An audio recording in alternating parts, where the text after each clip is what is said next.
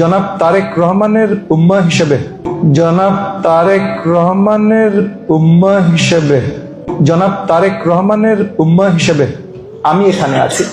অন্য কোথাও যদি কমও হয়, বৃহত্তর মোহাম্মদপুর মানে ঢাকা 13 আসনে কোনো কমতি থাকবে না ইনশাআল্লাহ। আমি এখানে আজকে মসজিদে দাঁড়িয়েও আপনাদেরকে প্রমিস করে যাচ্ছি, কোনো কমতি থাকবে না। স্ক্রিনে হলে যার বক্তব্যটা শুনলেন সে হচ্ছে ঢাকা 13 আসনের MP, running MP Bobby Hajjaj.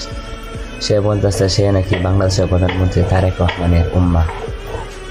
তো কি আর বলবো, আমরা মুসলমান জাতির সভা হচ্ছে মুহাম্মদ রাসূলুল্লাহ সাল্লাল্লাহু আলাইহি ওয়াসাল্লামের উম্মত, আর সে নাকি তারেক রহমানের উম্মত।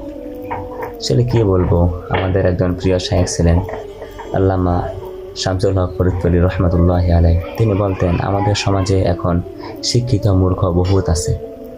তিনি শিক্ষিত মূর্খ এই জন্যই বলেছিলেন, কথা বলেছিলেন যে শিক্ষিত মূর্খ হলো যে বাংলা বিষয়ে এত ডিগ্রি অর্জন করেছে, তাকে মূর্খ বলা যায় না, সে শিক্ষিত।